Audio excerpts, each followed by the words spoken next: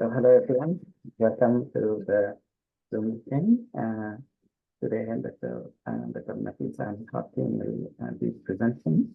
So I'll hand it over to you, Dr. Nafisa, when you are ready and your team, please go ahead. Thank you. You're welcome, Dr. Nader. And, as I said, Ramadan Kareem. And for all those who are applying to the match, I hope for all of us, good luck next Monday. And I'm ready to present if that's okay with, okay. So I'll start sharing my screen. I think I can't share it yet. I don't know why it says like.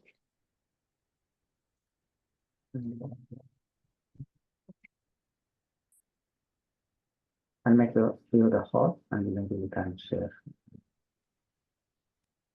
Okay, all right. So are you able to share now? Yeah. Let me try. Yes, I can share my screen now. So, is it obvious? Thank you so much. Okay. Yes, we can see it clearly. Thank you so much. You're welcome. If you Right. can So, give me 1 second. I just would like to let everybody our agenda for today. okay, of course. All right. Thank you so much. Hello everyone, and Ramadan Kareem, as Dr. Heiam mentioned. Hope for everybody who is applying for the match this year or this season. Best of luck, inshallah. So our today's agenda, we're going to be discussing about delirium in older adults, and that's going to be presented by Dr. Noura. The first one is going to be evidence-based medicine by Dr. Heiam, and the third one is going to be how to do focus group, and that's by myself, Nafisa Mustafa. Thank you so much, and you may begin, Dr. Heiam. Thank you. Thank you, Dr. Nafisa, for this wonderful presentation. And so we will start our session by speaking about evidence-based medicine. First of all, what is evidence-based medicine? It is about systematically reviewing, appraising, and using clinical research finding to aid the delivery of optimum clinical care to patients. So the patient knowledge of evidence-based medicine is important because it enables them to make more informed decisions about disease management and treatment. When it comes to patients, it will always be better for them to make decisions regarding their care, specifically if it was tied to, a research-based foundation. So it also gives patients a more accurate perception of risks, encourages appropriate use of elective procedures, and supports evidence-based doctor-patient decision-making. It is a combination of principles and methods. When put in action, these ensure that medical decision guidelines and policies are based on the current best evidence about the effects of different forms of treatment and healthcare in general. With respect to medicines, it draws heavily on information from the benefit and risk, efficacy, and safety evaluation. So, regarding clinical experience, the decision maker needs to look at knowledge from their own clinical experience, along with the best evidence from controlled studies and research. This is always the best method to formulate the best management plan for your patients. In addition to that, combining clinical experience and controlled studies in the sorry to interrupt you, Dr. Yeah. No, it's We fine. are on the 4-point presentation, the first page or slide. Are you You're using on the presenter? Yeah, you're not like, are you seeing my screen now? Yeah, now we are on slide 4. So either use this or if you are presenting, and share the screen and then share the we can follow you on this like Okay. now. So, okay, I will leave it on display, you mean, right? Yes. Okay. All right. So, combining clinical experience and controlled studies in the decision-making process is important, as we mentioned. Without clinical experience, the risk related to a given, sorry about the advertisement. So without clinical experience, the risk related to a given treatment may end up causing unwanted effects. Step 5 is the model of evidence-based medicine. One approach to evidence-based medicine is based on the 5 steps model. Step 1, defining a clinically relevant question. Doctor searches for information to find correct diagnosis, for example. Step 2, searching for the best evidence. The doctor searches for evidence to support the finding from step 1, which is in this case a diagnosis. Step 3, assessing the quality of evidence. Doctor ensures the quality and reliability is high. So step 4 is acting on the evidence to form a clinical decision based on step 1 to 3. Patient and doctor jointly make an informed treatment decision. And the step 5 is evaluating the process. So the doctor and the patient assess if the intended outcome is achieved and adjust treatment decision accordingly if needed. So basically, it's a shared decision. Patient engagement. So the doctor's decision include consensus, explicit, and judicious use of the best evidence at the current time, including the patient experience when deciding how to provide the best possible medical treatment for a given patient. Patient engagement in decision-making process have an important role to play in building new guidelines of the treatment principles. This includes reading, understanding, and acting on health information, working together with clinicians to evaluate select the right treatment options and providing feedback on outcomes. Patients can have an active role to play at all levels of evidence. So the level of evidence, when we say that the doctor have to rely on a level of evidence, for example, what do we mean by that? So basically, we mean research, and you can see that it's starting at the bottom of the pyramid, the editorial and expert opinion. And then you go for the case series or the case reports, and then the case control studies, and then the cohort studies, and then the randomized control trials. And then at the paramount of the pyramid, you have the meta-analysis, and to a less extent, also systematic reviews also. So these are the evidence where you can extract the best and the latest known methods of treating patients. Wait, are you seeing my screen? I don't know what happened. Yes, we do. Yes. Okay.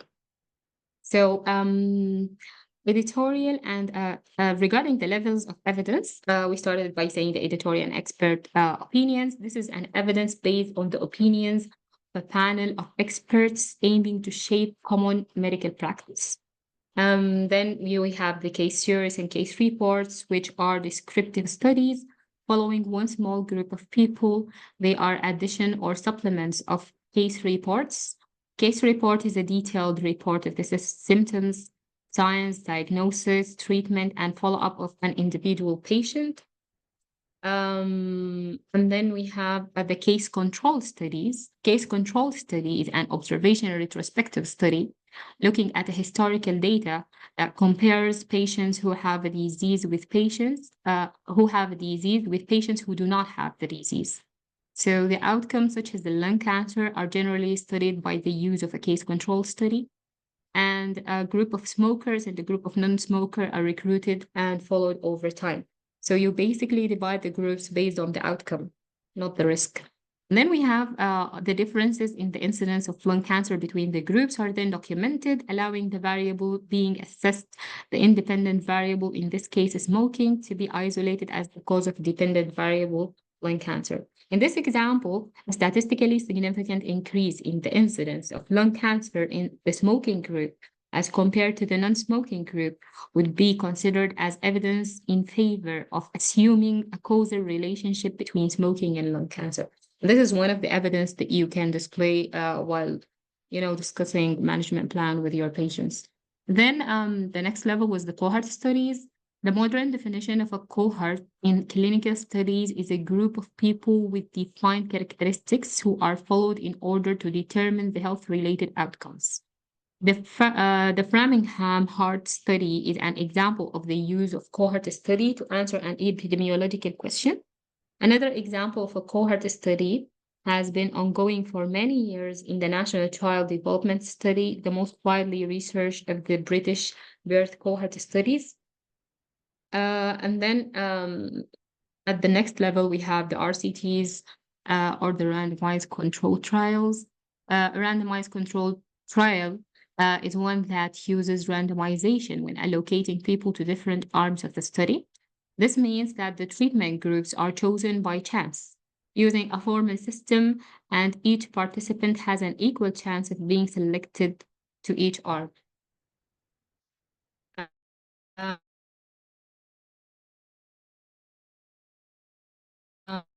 um, and so I don't know because I keep on showing. Sorry So about sorry that. about that. The meta-analysis is a systematic. Are you following me, Dr. Nader? You're not sharing your screen.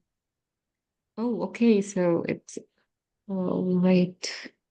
I think something wrong happened. Let me see. Sorry, Heiam, I took the host from you for a second. Some people were Oh, not in, so now you can share. okay, okay, that's fine. All right. Let me see here. Right now, I guess I'm sharing, right?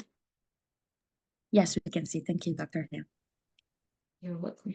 Okay, so back to our meta-analysis, which was the paramount of the pyramid of the levels of evidence. The meta-analysis is a systematic statistics-based review of data that contrasts and combines results from different but related studies in an attempt to identify patterns, disagreements, and other relationships across multiple studies. A meta-analysis can support a stronger conclusion than any individual study, but may be flawed because of publication bias. So basically, it is the most stronger type of evidence because it combines all the other type of evidence, all the case reports and the cohort and stuff. And outcome research studies the end result of medical care, the effect of the healthcare process on the health and well-being of the patients. Clinical outcome research seeks to monitor, understand, and improve the impact of medical treatment on a specific patient or population. It describes research that is concerned with the effectiveness of public health interventions in health services, the outcomes of these services. Attention is frequently focused on the clinical endpoints most relevant to the patient or population. Such endpoint could be quality or life or pain level. Outcome research may also focus on the effectiveness of healthcare delivery with measures such as cost effectiveness, health status, and disease burden, the impact of the health problem. The difference between EBM or evidence-based medicine and outcome research is one of focus. While the main focus of evidence-based medicine is providing the best care to the patient according to the clinical evidence and experience, the main focus of outcome research is predefined endpoint. So basically, it's a research itself. In outcome research, the relevant endpoints are often symptoms or functional and care measures, things considered important by the patient receiving the treatment. When study duration is long, outcome research studies can include the use of surrogate endpoints. Surrogate endpoint is when a biomarker is used to measure an outcome. It acts as a substitute for a clinical efficacy endpoint. When a surrogate endpoint is used for regulatory purposes, the marker should have previously been confirmed or validated. So this is an example of the endpoints relevant to outcome research studies. So for example, if you have a type of the endpoint, for example, let's say a physiological measure, it could be something like blood pressure. Conducting an outcome research study could be, to measure the blood pressure at the end of the study. Or it could be a clinical endpoint, like, for example, also, checking the heart pressure or symptoms like, the cough, the severity of cough, It could be also functional and care, for example, measurement of function, for instance, ability to perform tasks of everyday living, quality of life, and assessments. And so this concludes our session today about the evidence-based medicine. I hope that you all benefited from this session, and if you have any questions, feel free to ask me.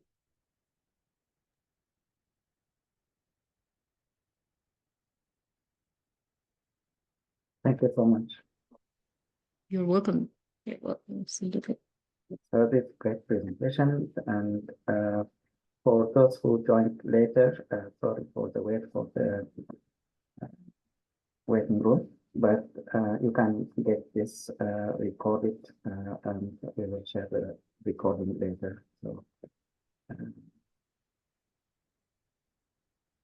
now Thank we you. can move on. Thank you so much for great presentation. We really appreciate your excellent presentation.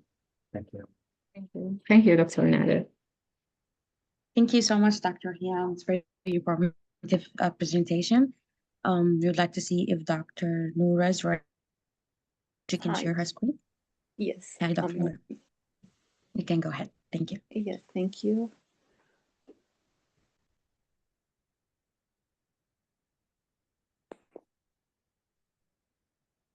Okay, I'm not the host.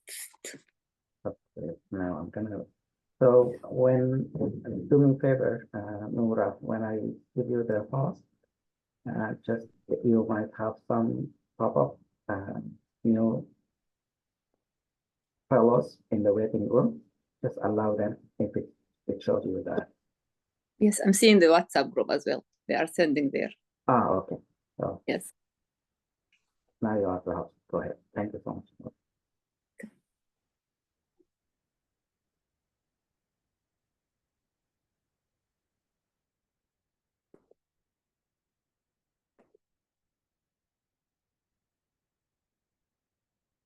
Can you see my screen? No, not yet. Not yet. Not yet.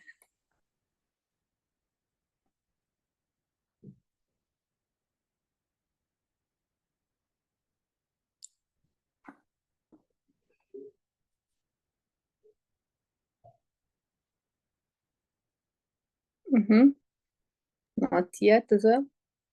Yes, we see it. Okay, sounds good. Okay. Hi, Thank everyone. you, Dr. Noura. If you just as a reminder, if anybody joined, just admit them to the meeting because now you're the host. Yes, sure. Okay. Thank Hi, you. everyone. Hi, Dr. Nader. Hi, Dr. Nafisa, and Ramadan Kareem for everyone. My name is Dr. Noura. Today I'm going to present delirium. So let's go and start with our objective for today. Today we're going to describe what is delirium and going to know how to diagnose delirium and understanding what is the predisposing factor and precipitating factor for delirium in a senior patient. Lastly, we're going to evaluate, and this is the most important part, and to learn how to treat delirium in elderly patients and how to prevent that in the future. Okay, so we're going to cover the incidence and prognosis, diagnosis, and the spectrum. And we're going in depth and learn a little bit of neurophysiology and the risk factor. I'm going to speak about delirium in two categories, in dementia patient and post-operative. Then, as I said, the most important part, we're going to learn how to evaluate and manage delirium. Lastly, we're going to assess the quality measure and consensus guideline. So let's start. So what is delirium? Delirium have many synonyms. So we can say it is acute confusion state, acute mental state change, altered mental status, or even toxic and metabolic encephalopathy. So all that different synonyms. So the most important part, the key word, it is acute. So what is delirium? According to the DSM-5, characterized delirium as a disorder of attention and awareness that develop acutely. So the key word, acutely, and tend to be fluctuated. So, is the delirium common? Yes, the incidence range in delirium is very high, unfortunately. Third of the patient above age 70 of general medical unit, half of them have delirium. In ICU, this percentage goes up to 75%. At end of life, it goes up more to 85%. So it is quite high percentage of delirium. So what is the outcome, the morbidity associated with delirium? Unfortunately, the delirium have the poor outcome, up to 3,000 patients following of almost 2 years, showing increase of twofold of death, 2.4-fold for institutionalizations, and 12.5-fold for new dementia. So, as I said, the outcome, it's very poor. So the risk, the key word is going to be to prevent delirium at the first place. So because the outcome is very poor. So how we diagnose delirium? We use something called confusion assessment method, CAM. This is the most useful beside assessment tool for delirium. So what is the criteria for CAM?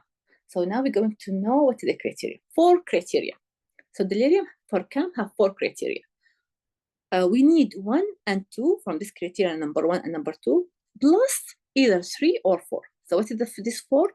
Acute change in mental status or fluctuating, inattentions, and so that means 1 and 2 plus 3 or 4. 3, disorder thinking or altered level of consciousness. So that's why we define with the tool that we use to diagnose delirium. So we have 3 or 4 assessment tools to help us as well to diagnose delirium in different situations. What is this for? We have something called BCAM, we have something called 4AT, and we have something called 3D CAM. And we have something called as well CAM ICU. We're going to go through every one of them carefully and understand each one. So first one, CAM ICU. What is CAM ICU from its name? ICU, most ICU patients, they are non-verbal. So this type is using a non-verbal patient. It is have the same 4 criteria of CAM. Plus 2, attentions. So we have attention screening exam, and we have something called disorganized thinking. Yes and no question. This one have excellent in ICU non-verbal patient. So, but it's only in non-verbal patient because in verbal patients have low sensitivity. Okay, so we're going to go to the second. So it is CAM have 4 criteria. So then we have 4 other tools in a specific situation. So the first one of them is this one, the CAM ICU. So what is the second? The second, BCAM. From its name, BCAM, it is for verbal response, verbal, B for B. So what we're going to use, this is a start with attention screening. If we have the attention screening positive, so immediately you go to use the BCAM tool, okay? So overall, it works better than CAM ICU in verbal populations, in ED. So what is the third one? Sorry, Dr. Noura, not to interrupt you, but there are participants in the waiting area. Can you just add them, please? Because Okay. you're the host now. Yes, Yeah, I'm sorry. trying how to do that. 1 second. I'm sorry for interrupting You can you. go to Sorry. the Participants. 6 people, yes, I saw it. 6 people are waiting in the waiting area. Admit all. Okay. Thank you. I think when I'm Sorry sharing for interrupting. no, that's good because when I share a screen, I can't see that. Oh, all right. Sorry, yeah, okay. No, Go back. When we was in the 480. Thank you, Dr. Heiam, by the way. Okay. So 480, it is non-CAM based assessment. It is designed for all general medical patients. So we can use 4 for the rest. Okay. So brief series of questions and observations. How would I do that? Is when you see like 30 points over the threshold that make the diagnosis of delirium. This one has a good sensitivity and specificity near 90%. We have the fourth one. It is 3D CAM. What is 3D? 3-minute diagnostic assessment tool. It is similar like CAM. Optimal item for selecting by RT. Item is mapped to the CAM features, and one positive item trigger the feature. So this one have excellent sensitivity and specificity. So up to 95%. So CAM, and there is the 4. I think this, yeah, if you think like that, it's going to be like quite easy. Okay. So then we're going to know spectrum of delirium. Delirium, it is a spectrum of disease. So we can consider it like the extreme part, is the hyperactive and hypoactive. And in between, we have mixed of delirium. The hyperactive is 25% of the cases. Unfortunately, the hypoactive, it is up to 50%. Why that, unfortunately? Because it is hard to recognize and most of the time misdiagnosed. That means poor prognosis. So because that, we have something called CAM-S. What is the CAM-S? S for severity scale. By this, we can short and long form available. By this can be excellent predictive for the validity for important outcome. And we have something called borderline always in any disease. So we have patients who have some delirium feature, but they don't meet the diagnostic criteria. We call them attenuated delirium. Okay? So now we go in depth and learn more about the neuropathophysiology. We have two theories. The first theory is cholinergic deficiency. The second theory, it is inflammations. So let's go and see what everyone said. The cholinergic, I think there's people in the waiting area? No? No, sorry. Okay, so we have cholinergic deficiency. That's the theory based on that. Why? It is because they said delirium is caused mainly by anticholinergic drugs overdose. And they said it's reversed by the visostigmine. So they said, okay, hi, that means acetylcholine is important neurotransmitter for cognitive process. So based on that, we have scale available to measure the anticholinergic burden of a drug. Bad news, the choline esterase inhibitor, they have not effective in preventing or treating delirium. Regardless, they are increasing the acetylcholine. Okay, so the second theory is inflammation. This theory we applied in the post-operative in cancer patients and any infectious disease. In infection or inflammations, we see the inflammatory marker goes up. That means the inflammatory marker, they break down the blood-brain barrier. By that, they're allowing all medication and cytokine to access the CNS. What they do damage of the neuron and long-term deficit. Okay, this is the two theories. So now we go into the most important part. It is the risk factor. Okay, delirium is about collective of a predisposing factor and precipitating factor. But the weight for the predisposing factor is most important than precipitating factor. So the predisposing factor, the risk factor, they play a major role in delirium. So let's go and find out what is this risk factor. Okay, so the risk factor, advanced age, which makes sense, dementia makes sense, functional impairment makes sense, multiple mobility, and a history of alcohol abuse, male sex is maybe, and sensory impairment, visual or hearing. All that, most of that makes sense. So if we prevent this risk factor, so that means how we are preventing delirium. The precipitating factor, it is mainly about any major events like acute cardiac event, acute pulmonary event, bed rest, drug withdrawal, fecal impaction, or electrolyte imbalance, if you have endocrine device, if you have infection, medication, and restraint play important role, if you have severe anemia, uncontrolled pain, urinary retentions, all these medical events that happen at hospital, okay? So I think all of them make sense. So before we proceed, we have to differentiate between delirium and dementia. Dementia is a risk factor for delirium. So if the patient have dementia, that increases the risk of having delirium, a new incident delirium. And that's happened with the new incident of dementia. And sometimes when the patient have already established dementia, that's happened because it accelerates the cognitive decline. Dementia, delirium in the patient with established dementia, associating with accelerating of cognitive decline. Sorry for that. Okay. So now, as we saw, we're going to speak about delirium in post-operative patients. So the post-operative incidence is quite high. For non-cardiac surgery, it's up to 25. In cardiac surgery, especially in aortic repair, abdominal aortic repair, it's up to 50. Hip fracture alone, it's up to 50. So let's go and focus on that. What is the risk factor? If you see the risk factor, it is similar to the risk factor of delirium. So what is that? Advanced age, the similar. Cognitive impairment, functional and physical functional impairment, history of alcohol abuse, abnormal serum chemistry, intrathoracic and aortic aneurysm. So it is similar to the risk of delirium. We see the percentage goes up to 10 if you have 1 or 2 risk factor, up to 50 if you have more than 3 risk factor. Okay, so how we preventing post-operative delirium? As we said, it is just we playing with the risk factor mainly. Let's see. The key to preventing post-operative delirium. The peak onset, it is the first day post-operative, and the peak prevalence is second post-operative day.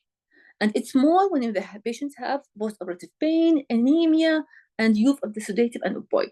So one randomized trial, they use something called bispectral monitor to titrate the intraoperative sedation, the propofol. So what they found the delirium rate, and when they use light sedation, is up 90%. When they use usual care, it's up to 50. So when you just light one risk factor, that means you are minimizing the risk of the delirium post-operative. So just the key, it is to play here with the risk factor. Okay, so what is the outcome? Why are you doing that? Because the outcome, unfortunately, is very poor. So delirium and the post-operative, delirium and the post-operative cognitive dysfunction, the outcome is very poor. We measure it by something called decline performance and serial testing with the neurocognitive battery. The studies suggest that delirium and post-operative associated, but the fully explaining for that is not clear. However, they're associated always with both. Okay, so far? Okay. So now we go into the most important part, which is how we diagnose delirium, how we do that. We do that for three tools. As usual, history and physical examinations, and lastly is going to be laboratory testing. What about history? What do we focus in the history? When you take in history about delirium patients, you focus on two main things. Don't forget it. The first one, the time. So when the time of the course, the cognitive change happened, and see if there is any other symptoms or other events happen at the same time. Second most important point, especially in elderly, medication review, including over-the-counter and alcohol. This is the key. Okay, most of the time the issue is the medications. What is the physical examination? Sorry to interrupt you again, Dr. Noura, but there are exactly. Okay. Okay. How we found it? Okay, 6. Okay, I allow her, right? Yeah.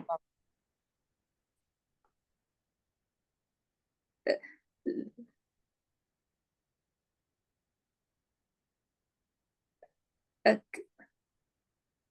Where do I see there is a waiting area? Where did I see this note? Not sure, Dr. Nadia, can you help with that? It's some okay. It's just okay. I think I entered everyone. There is no any waiting. Okay. Okay. Shall we breathe? Right. This? Okay. So we were in the history. So we're done with the history part. Okay, and we know how to focus. Thank you, Dr. Heiam, by the way. Okay, and about the history part. Welcome. So now, okay, physical examination.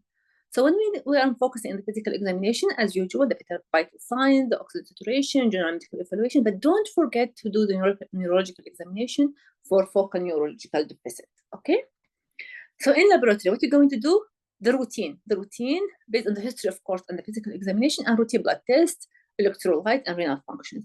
But, and based on this, what symptom you have. So you can add UA, urine toxicology, liver function, serum and drugs. But the most important part, two things. Avoid cerebral imaging, except if you have a trauma, okay, or neurological deficit. The second thing, avoid using EEG and CSF, except if you have seizures activity or meningitis. So you do the routine, or you do according to the symptom that you find, and avoid cerebral imaging and CSF, except in specific situations, to simplify it. So I'm sorry, Dr. Noura, but I don't think that you allowed them in. I don't think what, sorry?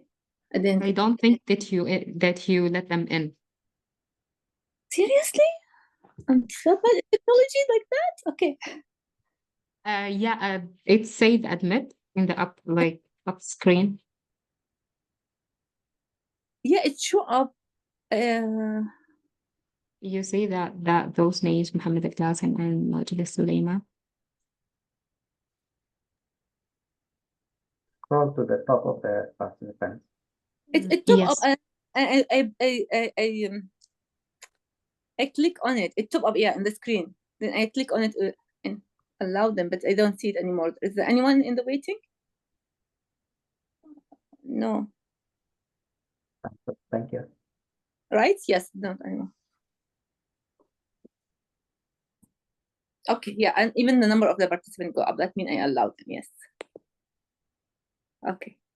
So So what is the management? So the management, we have the, three main points in the management. We have in the management to reverse whatever having a precipitating factor and doing a behavioral and non-pharmacological. And lastly, we have to do how to prevent. So, but before that, we have to keep in our mind some general principle. What is the general principle? We have to understand it is interdisciplinary effort by clinicians and nurses and family. And it is delirium having with the multifactorial approach. So we have most successful, it's because it is multifactor contribute to delirium. So our approach is going to be multifactorial. And failure to diagnose delirium, again, delirium and manage it is going to be life-threatening complication. So it is important to know how to diagnose and manage delirium correctly. So the key to effective management, as I said, the main 4 points. The first one is to identify and reverse any contributing factor. For instance, if you have any medication, because that medication is the key point. Optimize any medications. We're going to see the list of the medication next to the slide. If you have any infection, any pain, any fluid imbalance, those all contributing factor for delirium. Second, it is behavioral. We're going to see how they're going to do that, maintain behavioral control, and anticipate and prevent any complication for the future. Lastly, how to restore functions and do rehabilitations. So those 4 points we're going to cover for the next slide. So first one, the reverse any precipitating factor. What is it going to be? Like analysis of this medication. The general role to reduce and eliminate any drugs. Almost any medication, if the time course is appropriate, you should reduce it or eliminate it. For example, alcohol, anticholinergic, anticonvulsant, antidepressant, anticholinergic only parts of them, antihistaminic, anticholinergic 1, anti-Parkinson, antipsychotic, barbiturate, benzene, chloral hydrate, H2 blocking, and non-benz, and opioid. Okay, this is for the example. I think all of them make sense. Okay. So the second point is we're going to follow this scheme. So we're done with the first one. The second one is behavioral control and non-pharmacological. So it's going to be about what? Use oriented stimuli like a clock, a calendar, a radio. Provide adequate socialization. This one is very important. Okay. Use eyeglasses and hearing aid. Mobilize the patient as soon as possible. Ensure adequate intake of nutrition and fluid, because fluid imbalance is one of the precipitating factors. And educate and support family and a patient. So part of behavioral control, which we called social restraint. So we are not using any restraint, and we are not using any pharmacological restraint. We are using human being as a restraint. We call this social restraint. Consider a sitter or allow a family to stay in the room. Avoid any physical or pharmacological restraint, because it's going to worse. So what's going to do if the patient develop agitations in the delirium? We have to manage that. How? We're going to use the drug of choice is high potency antipsychotics, the haloperidol. We're going to start it with low dose. But when we start in haloperidol, we have to keep in our mind 4 main points. What is that? First, you have to assess for any akathisia or extrapyramidal effects. And you have to do ECG to monitor QT interval prolongations, Tordasby point, and any side effect like neuroleptic malectic syndrome. So, okay, so the medication is haloperidol in most of the cases, except in 3 cases. What is the case? If the patient have Parkinson or Lewy dementia, similar to one. So we're going to choose quantidine. This is the key, okay? Parkinson, we're never going to give him haloperidol. Parkinson and Lewy body, we're going to give quantidine. What is the other situation? If the patient with alcohol withdrawal or have history, the last point, of have history of neuroleptic malignant syndrome, we're going to use benzene. So the drug of choice is haloperidol, except in those 3 situations. Sound good? Okay. So, but the best management, again, over and over, it is prevention. It is prevention because the outcome is very poor. You don't want the patient to go to delirium. So help intervention, cognitive impairment, sleep deprivations, immobility, sensory impairment. And focus again and again of non-pharmacological approach. So sleep protocol, involving warm milk, back rub, and soothing music. And limit and avoid any psychoactive and other high-risk medication. Medication always increases risk of delirium, so try to avoid it as much as we can. And or lastly, proactive geriatric consultations. Okay. So the number 4, so we finished number 1. If you go back to our scheme, so we reversed it, number 1. Then the first point, we reversed the behavioral control. We do social restraint. We did number 3, prevent complications. And the last one, restore function in community. So how are we going to do that? What is the key point in our mind? The key point here. So just keep in your mind to document the patient baseline cognitive state. Why? So by that, you're going to know when you're going to send him in facility. So the most important part, do not discharge the patient with delirium to the skilled nurse facility before he completely recover. Why? This is going to increase the risk of readmissions and even misdiagnosis if he have dementia. Okay, keep in your mind, prolonged cognitive function disability from delirium can make care planning difficult. And intensive, the good news when you have intensive therapy can facilitate cognitive recovery, but it's not going to shorten the duration of delirium. Lastly, continuous therapy as long as the patient is showing a sign of improvement. But, and this big but, do not make any permanent decision about care until the patient status is plateau. So you have to continue taking care of the patient until his status is become stable. Okay. So lastly, what is the delirium guideline? AGS guideline for post-operative delirium provide recommendations. So keep in your mind that, so you have to choose widely of any recommendations. Again, avoid physical restraint, manage behavioral symptoms in hospital in older patients. Okay, so you have to keep in mind that. And second point, do not use bins in any senior patient. Especially if you want any treatment for insomnia, agitation, or delirium. Third point, delirium is common and associating with the substantial morbidity for older patients. Delirium can be diagnosed with high sensitivity and specificity using the CAM. Although history and physical and focused lab should be performed to identify underlying causing of delirium. So that's the summary of our discussion today for delirium. Okay. And a careful medication review, this is mandatory. Yeah, this is the key point. To discontinue any agent likely to contribute to delirium if possible.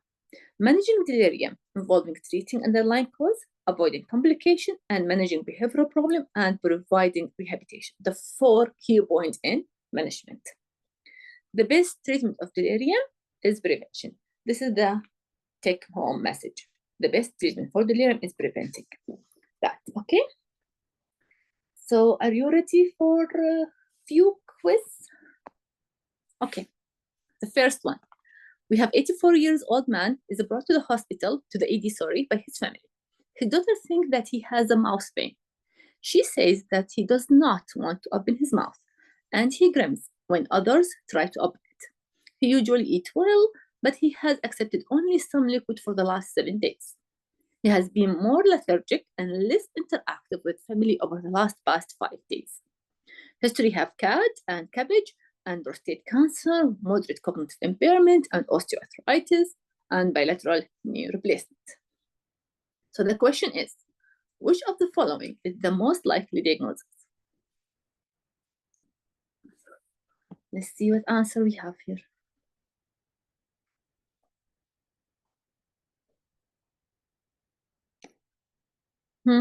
What is the... Anyone would like to answer what today's topic is?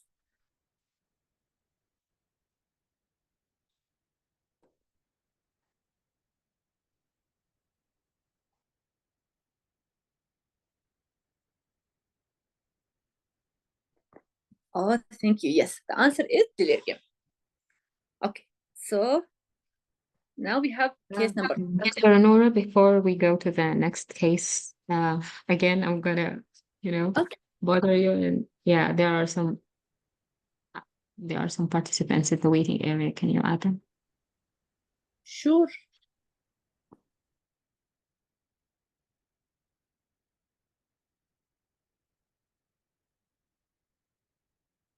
I don't see them.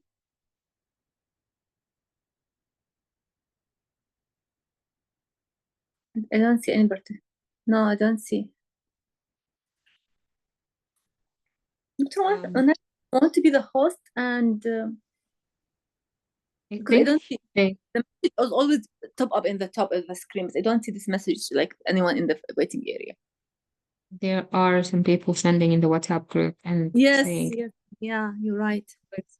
But I'm not seeing. Because there is the two column for participant. There is the one column is 35 and there is the 40 or 39. That means there is the same people are waiting for acceptance. Yes, yes. Now 5. Okay, view. Okay. Yes, good. Okay. Okay. So we can now proceed to our second case. Okay. So the second one is 82 years old woman is brought to the ED because she is coughing and short of breath. She is lethargic and confused and easily distracted, and she is trying to pull out IV line. History, she has systemic heart failure, CAD, and hypertension, and renal insufficiency. Heart failure is also diagnosed. Confusion assessment method is like CAM, is positive for delirium. The question is, which of the following is the best initial treatment for managing of this patient delirium? Any volunteer to answer?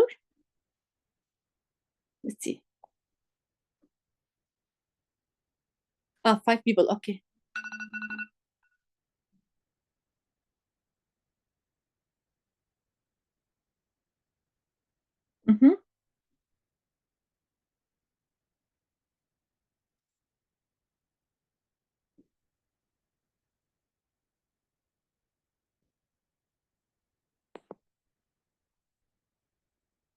So, okay. The initial. We're asking about the initial, the social restraint. C, good, yes. The answer is going to be C. Encourage family to spend time at bedside. Okay, so last one. Okay, last one is 80 years. Okay, woman admitted to the hospital because worsening of agitations that began a few days ago. The history of moderate Parkinson's disease. She refused physical examination. Lab tests indicate UTI. CT of the head show new subdural hematoma. She's trying to leave and cannot be redirected. Her family at her bedside. So the first step is already done. At 1 a.m., the agitation is worse. So she had agitation now. And the patient tried to hit the nursing staff. She has been receiving her routine medications. And don't forget the history, she has Parkinson's. So the question is, which of the following should be started to lessen the patient agitations? She had Parkinson's. So the answer will be yes, C. Yes, C, quantabine. Okay, so yes, this is the answer. And thank you for, let me see.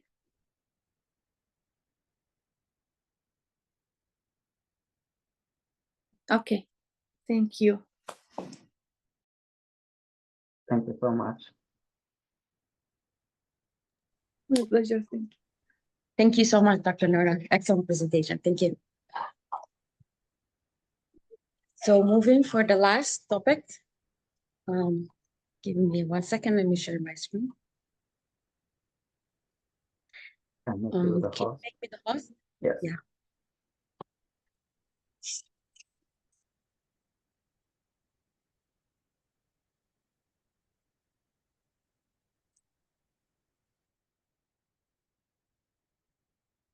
Okay.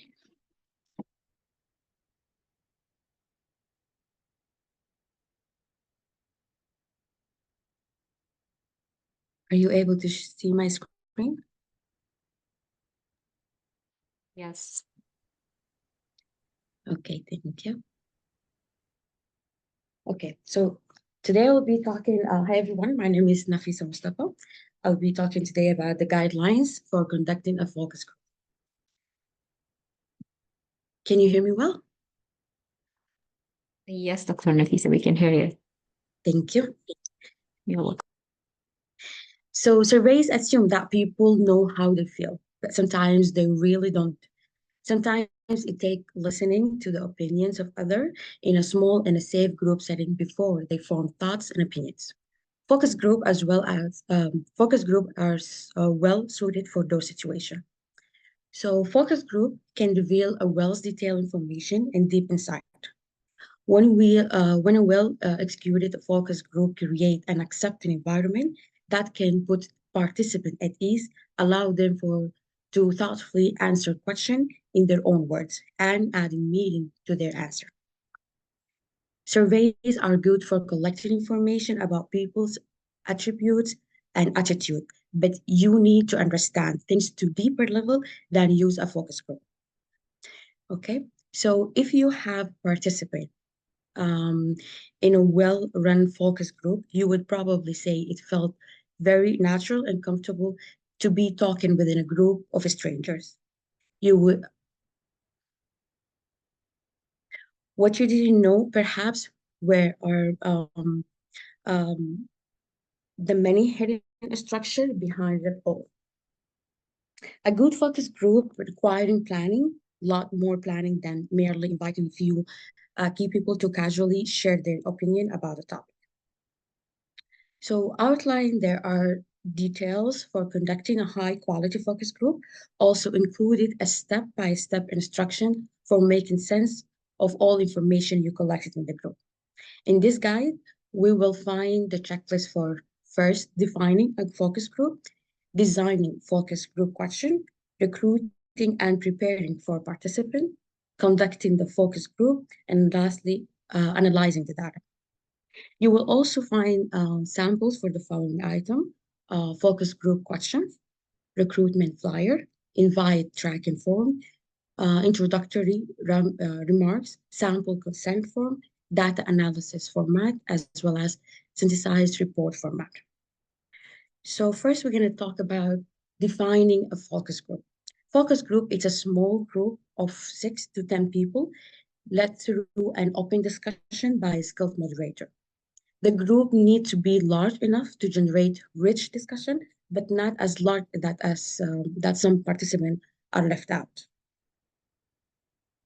The focus group moderator nurtures disclosure in an open and spontaneous format. The moderator's goal is to generate maximum number of different ideas and opinions from as many different people in the time allowed. The ideal amount of time to set aside for a focus group is anywhere from 45 to 9 minutes. Beyond that, most groups are not productive and it can become an imposition for participant time. Focus groups are structured around a set of carefully predetermined questions, usually no more than 10, but the discussion is free, flowing. Ideally, participant comment will stimulate and influence the thinking of sharing of others. Some people find themselves changing their thoughts and opinions during the group. Homogeneous group of strangers comprise the focus group. Homogeneity levels in the playing field and reduce inhibitions among people who will probably never see each other again. It takes more than one focus group on any topic to produce valid results, usually 3 or 4. You will know you have conducted enough groups with the same set of questions when you are not hearing anything new anymore. That means you have reached a point of saturation. So very important to understand that a focus group is not a debate, group therapy, conflict resolution session, a problem-solving session, an opportunity to collaborate, promotional opportunity, or an educational session. Let's see how designing focus group question. 12 is a maximum number of questions of any one group. 10 is better and 8 is ideal. Focus group participant would have a chance to see the question they are being asked, So to make sure they understand and can fully respond to the question posed, questions should be either short and to the point, focus on the dimension each, unambiguously worded, open-ended sentence, completion types, non-threatening or embarrassing, word in a way that they cannot be answered with a simple yes or no. Use why and how instead in order to make a discussion. There are three types of focus group questions: engagement questions, exploration question, and exit question. Engagement question introduce participant to and make them comfortable with the topic of discussion. Exploration question get to the meat of the discussion, and exit question, which is check to see if anything was missed in the discussion. So let's see an example. We have the discussion question is going to be about a focus group on dental flossing. So let's see the engagement question. What is your favorite toothpaste? What do you notice when you look at others' teeth? So that's engagement question. Exploration question. Now, who in particular has influenced your dental habits? What are the pros and cons of flossing your teeth? When you floss, how do you follow through? When you don't, why not? How would you feel when told about possible damage caused by not flossing? How do you feel about yourself when you floss regularly, and why you don't? Exiting question, that's to make sure nothing left. If there is anything else you would like to say about why do or do not floss your teeth in a regular basis. So note flossers and non-flossers in a separate group. Now let's see recruiting and preparing for participants. In an ideal focus group, all participants are very comfortable with each other, but none of them know each other. Homogeneity is a key in maximizing disclosure among focus group participants. Consider the following in establishing selection criteria for individual group: gender, age, power, and sleep. Let's see the gender. Will both men and women feel comfortable discussing the topic in a maximum gender group? Age, how intimidating would be for a young person to be included in a group of older adults, or vice versa? Power, would a teacher be likely to make conditioned remarks in group where his or her principal is also a participant?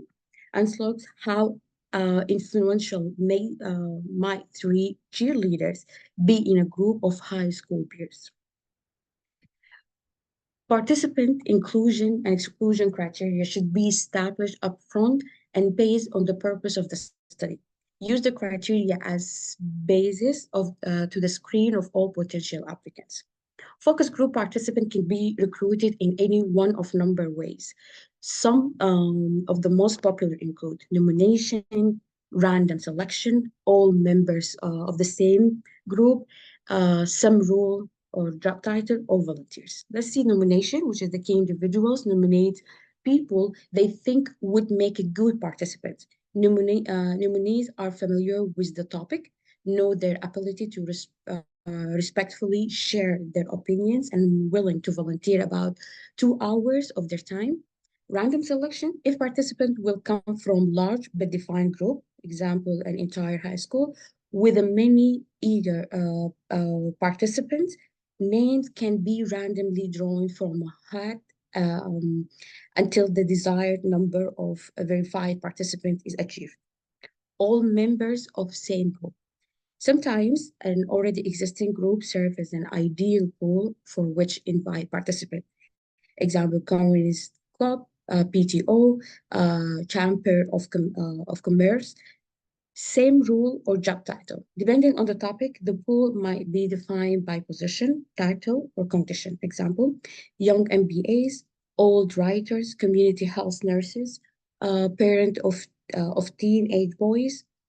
Volunteer, when selection criteria is broad, a participant can be recruited with a flyer and a newspaper ads. So that's an example or a sample of the flyer. So basically telling exactly what is the sponsor and the topic. You also, for example, here 25% per participant and chance of winning $100, and clearly mention the time, the date, time, and place. Once a group of viable recruits has been established, call each one to confirm interest and availability. Give them times and locations of the focus group and secure verbal confirmation. Tell them you mail or email them a written confirmation and call to remind them 2 days before the scheduled group. So let's see, that's an example of the focus group confirmation letter. So here illustrating the date. And dear the participant, thank you for willingness to participate in a focus group. As discussed on the phone, would like to hear your idea or opinion about the teen pregnancy, for example, in North East City. And then you mention exactly what's the kind of the response question, and your participant will be anonymous, and also if it's going to be paid or not. So that should be illustrated in the confirmation letter. Include also the date, time, and place. So if you need direction to focus group, you will not be able to attend for any reason, please you give them a number to call in order to complete the confirmation. Over invite in participant of a no-show rate of 10 to 20%, but you will never want a group more than 10 participants. Offer an incentive in $2,006, a monetary incentive of $50 per participant is probably the minimum you should consider. Other incentive ideas include coupons, gift certificates, paid time off to attend the group, or an opportunity to win a big ticket item at drawing conducted by the focus group. So that will make the participant be more interested to come. So devise a form track invitation, phone calls, include an address box for mailing the confirmation letter, and comment in the box. That's an example. So you see the date, the invitee name, the phone, if they'll be able to come and to participate, if there's any comment you would like to address here, their address and the letter, if it's sent or not, that will be easy for us to track the confirmation and the participant. Organize the times, locations, and people involved for all groups you have scheduled. That's an example. Just can give you an overview. For example, that's this, if we're talking about the school focus group, that's the school name, the number of student, a type of a student, sorry, the number of a student. So that's it. It will be easy for us to just kind of organize our participant. Reduce barriers to attend when possibly by offering evening or weekend groups for those who work during the day, transportation or cab fare, child care services, interpreter services, and a familiar public setting. Tell participants that focus group will take about 1.5 to 2 hours. Give them a starting time that is 15 minutes prior to the actual start of the focus group to allow for filling out necessary paperwork if you have, having a bit to eat and settling in the group. Arrange for a comfortable room in convenient location with ample parking. Depending on your group, you may also want to consider proximity to the bus line. The room should have a door for privacy and table and chairs to sit in a circle of up to 12 people. 10 participants and 10 participant moderator and the assistant moderator. Many public agencies, churches, and libraries have free room available. That's in case if you want to approach them. Arrange for food at minimum, offer beverage and light snack like cookies, cheese, veggie tray, etc. It's okay to offer a full meal, but also sure to add additional 30 to 45 minutes to the entire process so that everyone can finish eating before the group begins. Let's see now how we're going to be able to conduct conducting the focus group itself. Ideally, focus group is conducted by a team consisting of a moderator and assistant moderator. So the moderator facilitates the discussion, the assistant take notes, and run the tape recorder.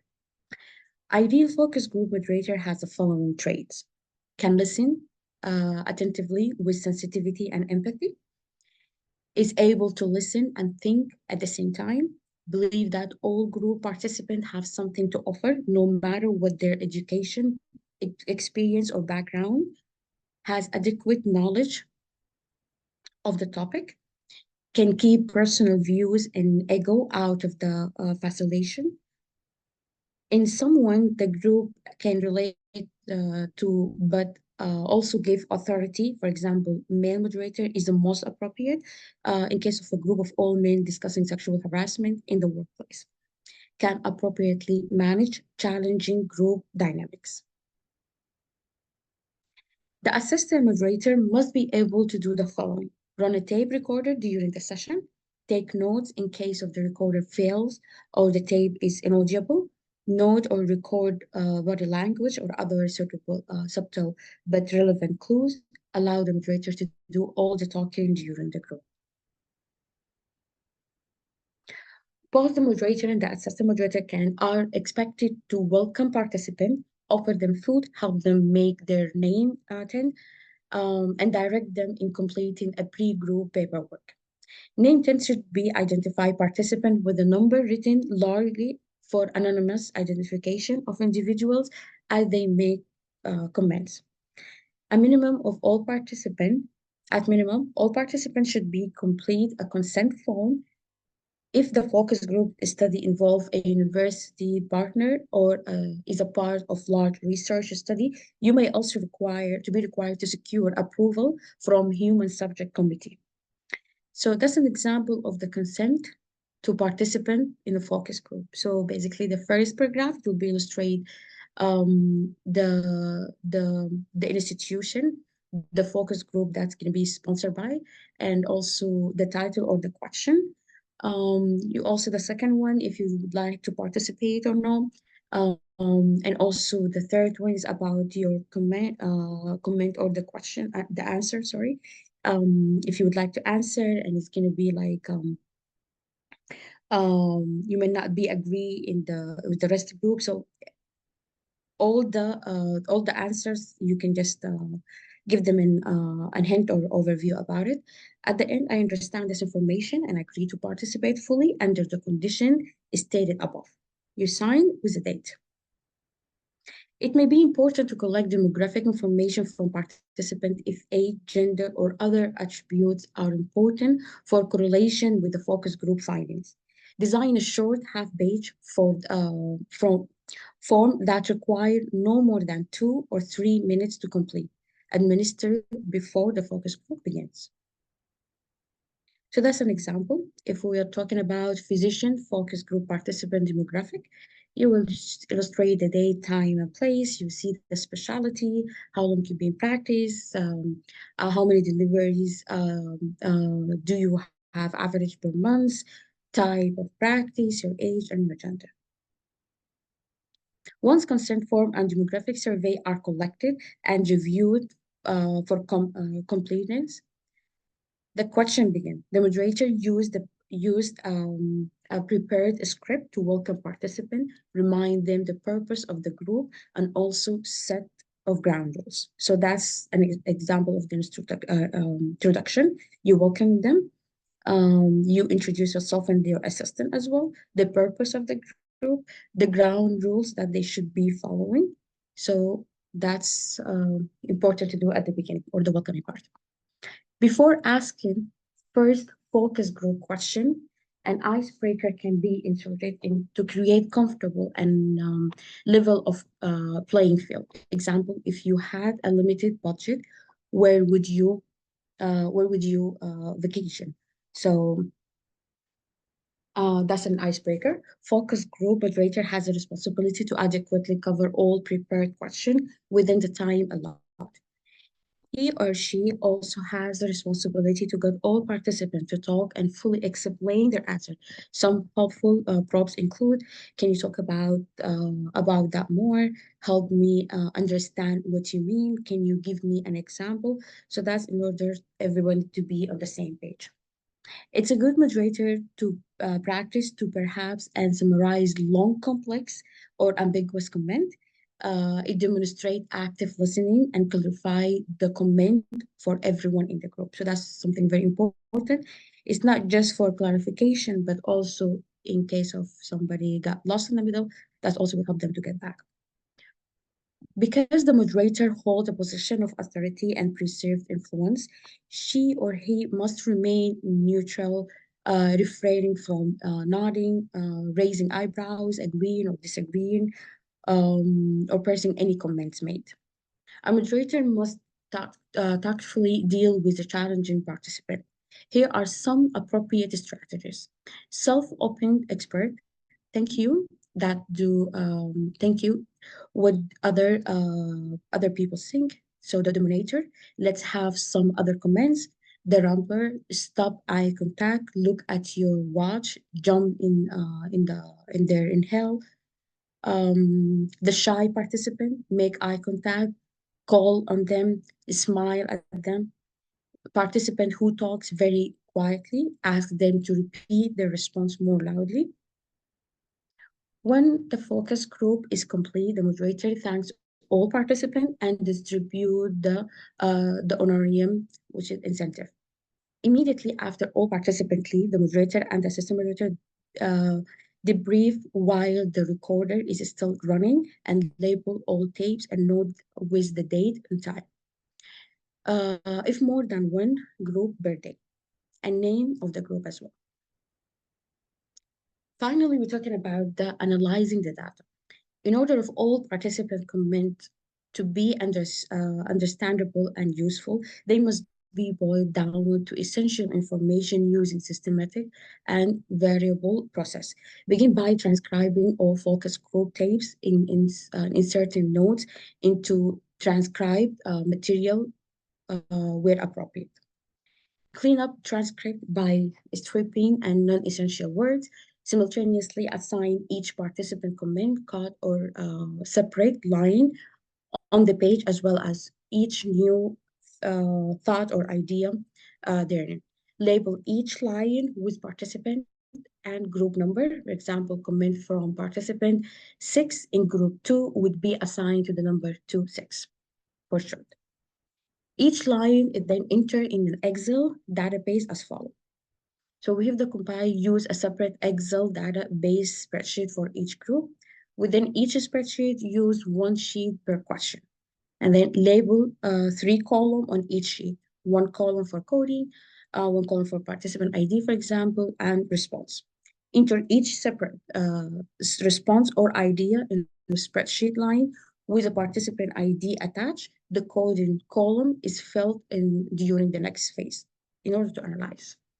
So when coming to analyze, when all comments have been entered, look for the common categories or themes across the entries for each question. The most ideal question to be to ask several people to participate in this process. One concern has been achieved regarding the best categories for organizing the data, assign a number or letter to each category. Then assign the number or letter of the category that best fits each entry on the sheet. Use the Excel sort function to the group entries by categories you have assigned to them. If some entries seem inconsistent for their category, consider recategorizing or adding another category. It may also be apparent that one or more categories can be collapsed. Arrange categories for those with the largest number entries to those with the smallest, and then repeat the same process for each group. Since it says that identify category and subcategory heading titles, write a short paragraph summarizing finding for each category, possibly note summarized at the and the difference across group. Finally, add the powerful cards to each subsection.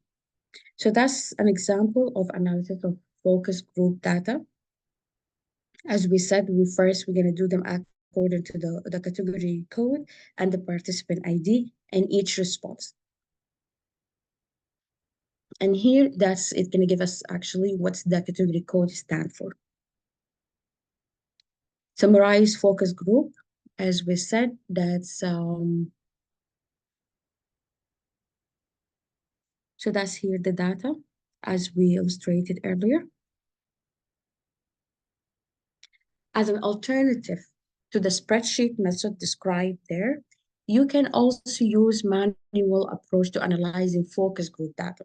Make a copy of the transcript after it has been cleaned and labeled, working on a large table, cut entries into separate strips, and run a glue stick over the bag, categorized by sticking entries into separate sheet of paper labeled with broad headings. Recategorize as indicated until you satisfy with your groupings and enter into a Word document. Once a focus group findings are organized in a synthesized format, they are ready for presentation. If a more format report is required, finding can be written up by a narrative format that include an executive summary, background section, methods used, major findings, conclusion, and recommendation.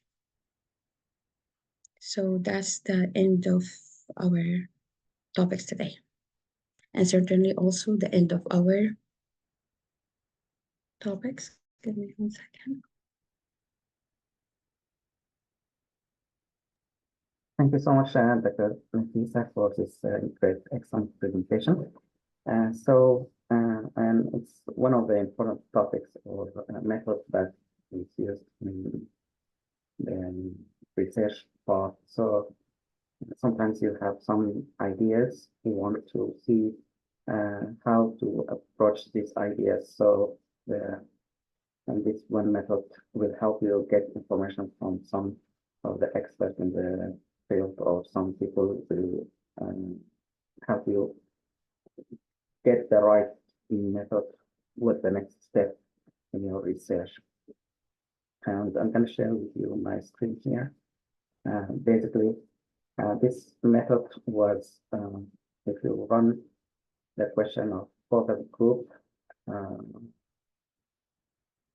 here, I just search it, and you can see here, this is been for some time. The first one recorded in this list is in the 1995, and I think before that. So it's been used in the past, in the 2000, 2020. It's one of the latest 2019. Like, for example, what influence saturation for the sample size, and here focus group in community mental health research, cognitive research into reducing focus group. This was in the 90s, as I said. So you can write about the method itself. So all these articles, more than a lot of them, thousands of articles discussing the method. But in your research, if you have a question, let's say you want to do some research in a specific area, and you have the research question, but you don't know how to approach that with the method. So you want to see if the focus group can guide you. So I'm going to share with you another one. This is what we did a few years ago. So we want to see how all the adults adopt new technologies. So what their attitudes towards technology. So the next step, we were thinking about developing some mobile app that can help these older adults. So if they don't use the technology, there is no sense of evolving an app that is targeting all the others. So we need to see how they look at these new technologies. So we started the idea by focusing on focus group. So this is the method. So Raza and I came with the idea, and then this other authors contributed with publishing the article. So Molly was the one who helped us, as Nafisa mentioned, when we identified the group. Molly was the coordinator or the moderator for the discussion. So what we did, basically, this is the paper. We can look at it in details, but let's look at the method. So we have a group of older adults, and we targeted two groups. One in a city not far from Lansing, where we teach here at the MSU, and then we selected some group here in the city. So to compare both groups, the participants were all the adults. So we try to make a selection for them. So they were invited in a group, the first group, and then the second group were employee or employee relatives at MSU, or people who worked at MSU in the past. So this is how we we collected the participants who will participate in these groups. So we invited them to the meeting. The first one was in the city, Mason City, and then the second group we invited them in a different day here in Lansing. And the same approach for both groups. We did the same method, just Nafisa was mentioned. So we have the moderator who asked the question. We have a list of questions, the invitation, and the participant. We brought some food, and then we have a recorder. So Molly brought her recorder so that everyone is talking is recorded. After we did the first one, we did the second one the same way, and we collected the data. So she put all this transcript into a spreadsheet similar to what mentioned here in the presentation. And then we try to come up with some, they call it themes. So what's the major things that they tend to agree on and make some common themes. So we found that in our groups, 7 themes that can be used. So we identify the themes, we categorize them, and we look at what they said or what they mentioned in the recording. So we put basically each component or passage from the participant according to what it means or related to which themes. After we did that and we analyzed it, we come to the conclusion that technology and so forth. So this is how we did it. And the detail of the article will show you more in depth, like the method, what we did. We started with writing the procedure or the steps, and then we applied for IRB from MSU. We got the approval from the IRB. Then we approached this agency, and then we had the incentive gift cards. We included the participant and so forth. So this much of the details, like just Nafisa mentioned. So the focus group supposed to be started with some questions. This can be start with 3 or up to 10, as you mentioned, maybe 8, but we have a few here in our study. And then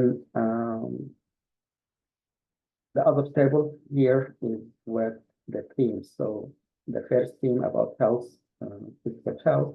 So we selected some of the narratives from the participants. And we divide them into working groups that those are about to retire in their 50s, 60s, or the retired group, they are in their 70s or 80s. So we compare what they said, how they approach the technology in these aspects, cognitive health, for example, social engagement, organizing information, banking, and so forth, learning new technologies, and rapid advance of technology. For example, some said, oh, I used to be very comfortable with technology, but now it's too much for that person, for example. So this is how we looked at it and reported it and then wrote the manuscript. And then you come to the discussion about what information helps you and the conclusion of this study, and hopefully this will help you do the next step, basically. So it's one of the methods similar to survey. If you want to survey some people, you have certain questions, you want to collect the information so that you can identify how you approach, if it's a problem, how you approach that problem. If you want to use a method, what kind of method? If you want to develop a technology, this is one way of doing that. So thank you so much, Dr. Nafisa, for the great presentation. Any questions?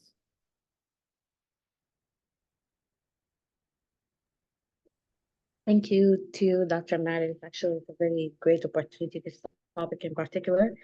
I attended one of those group or focus group discussion, and it's amazing. And by doing this presentation, I got to know more about what behind the scene, actually, in order to organize this focus group presentation. Yeah, it makes a lot of sense when you are involved, and now it makes a lot of sense when you see how you can use it and how you can publish out of it. So for you in the future, maybe, thank you so much for sharing your experience. For you in the future, maybe not right now, but in the future, maybe you can think about if you want to come up with some research ideas and you want to use this method. It's one of the easiest and straightforward methods if you know how to. And Dr. Nafisa mentioned the steps, so if you come back to this recording, it will help you to definitely meet the criteria. So you need to identify your group. If you want to get the approval, the steps of recording all this discussion, and hopefully this will help you in the future. Thank you so much, Dr. Nafisa, for the presentation and sharing your experience. Any other questions for this topic or on the previous two topics?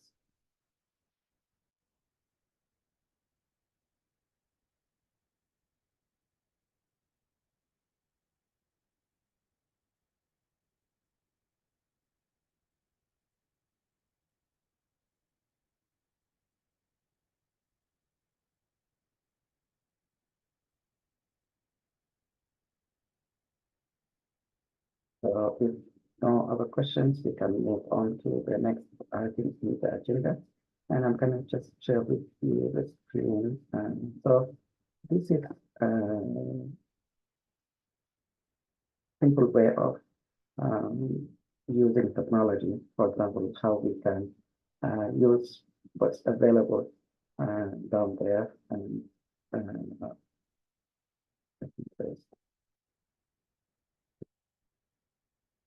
so this is one way of helping you do the presentation tips. So this is what way of using some of the tools. So for example, here it says tips to start a presentation, and then you go to 9 effective tips to start a presentation successfully. So this is one of the things that we want you to know, but there is YouTube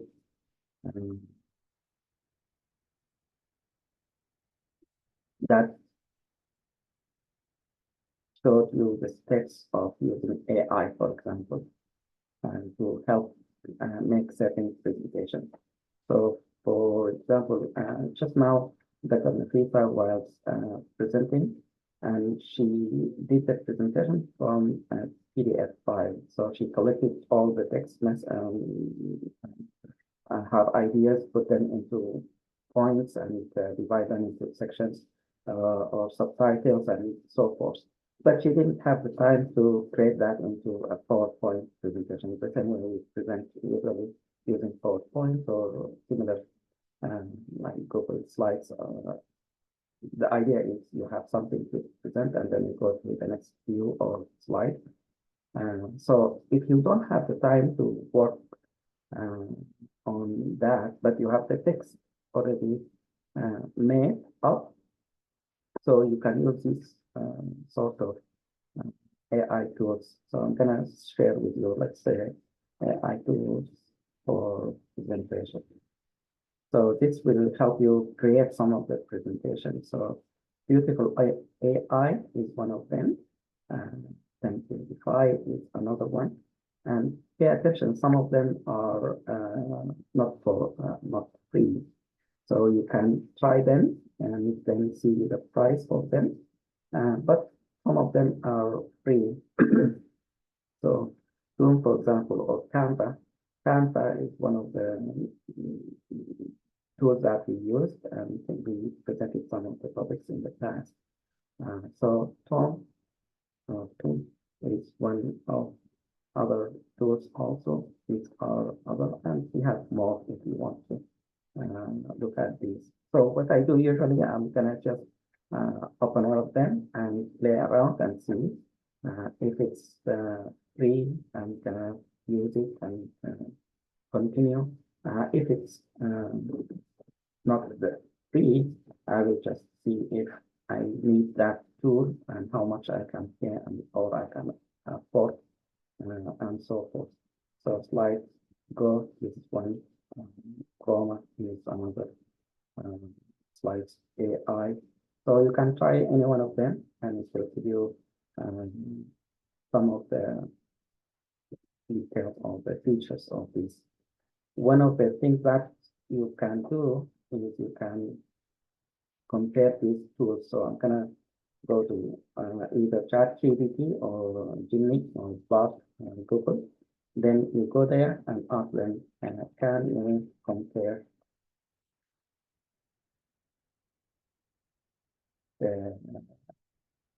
we can start with 3 tools for the following, and then you can say compare other AI tools for presentation. So this will create a list and a table for you to compare, and for the feature of each one. For example, here Canva, they have some pros, some cons, and these are the features. And then you can compare this with the other tools. You can also can you add another price.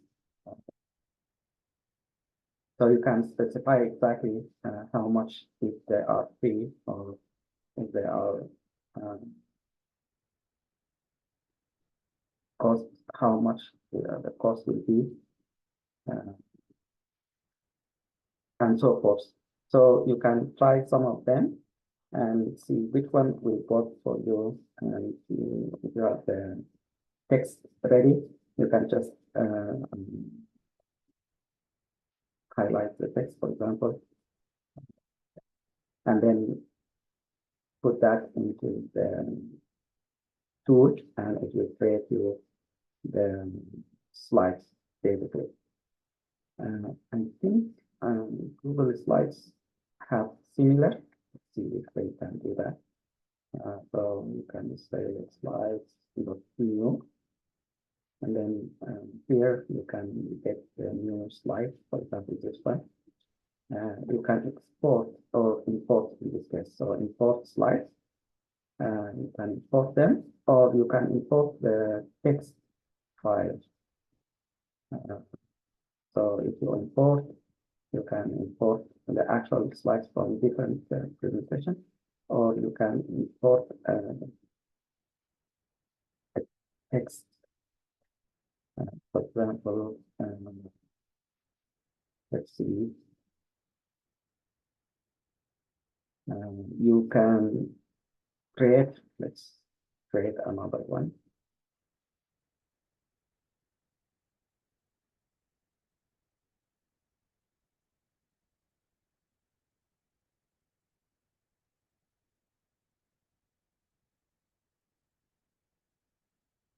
So, for example, I'm going to talk about the 9 effective ways of this. So this is the 9 effective ways, for example.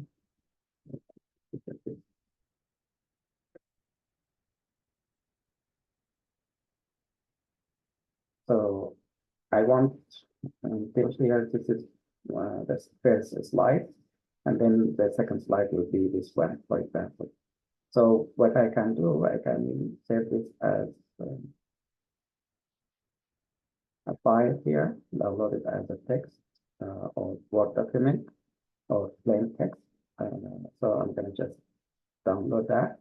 And when I use Canva, if I go to Canva, it's one of the tools. I can sign up, login, for example. And you can ask Canva to create slides for you. So you want to do a presentation, and you want the presentation to be from slides from the text. So you can, let's say, pick up a presentation or a template. Let's pick this template. Then they have an AI, which is there. It can help you.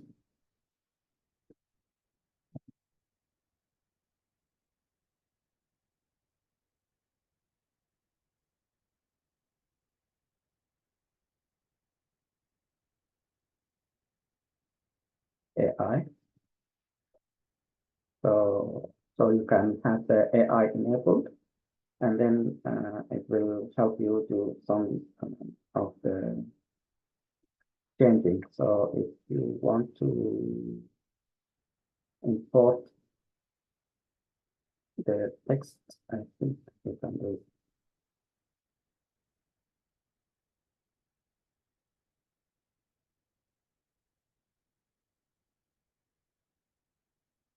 There is a way to get the text from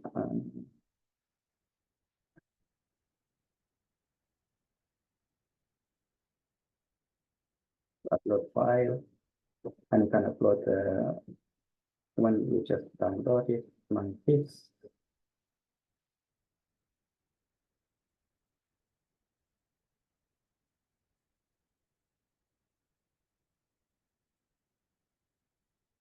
And this file will be uploaded somewhere here, and then you can use that file. Okay. So basically, there is a way of using Canva or other tools that can help you convert your text file or your PDF file faster into slides, and then you can play around with the template as far as the background, the colors, and so forth. It's an easier way of doing some of the presentation. If you are in a hurry and you have the text, but you don't have the time to copy paste everyone into a separate slide, for example. So I just want to share with you guys. Any questions?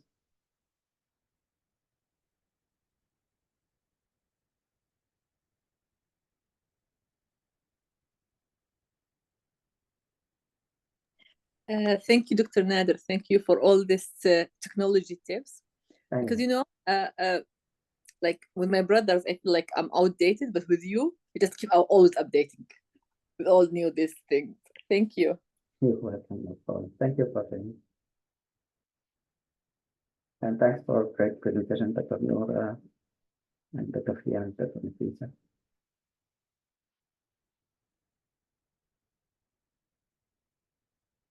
If no questions, let's go to the updates. Any updates from the projects that you are doing or new ideas, research questions, research ideas, updates as far as applications, mobile app development. Matthias, go ahead. Dr. Matthias. Hello, good evening, everyone, and thank you very much for the presentations. I just wanted to update regarding the publication of manuscript that we're working on. The title is about the effects of COVID-19 on the pancreas, studied on the geriatric and pediatric population, and it was accepted. And we're currently negotiating with the journal regarding the publication, and soon it will be published. Thank you very much, Dr. Nader. You're welcome. Thank you, and great work. Excellent. Congratulations. Go ahead, Dr. Rafida, followed by Dr. Ahmed. Hello, Dr. Nader. Hello. So we prepared the poster in order to submit it to the AIN, and I would like to share it with you.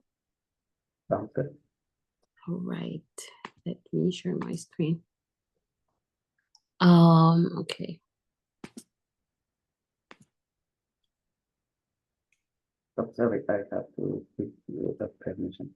We are using a different Oh, Zoom. I have to give you a pause.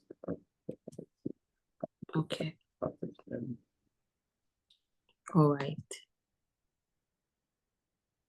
Now you can share. Yes. Okay.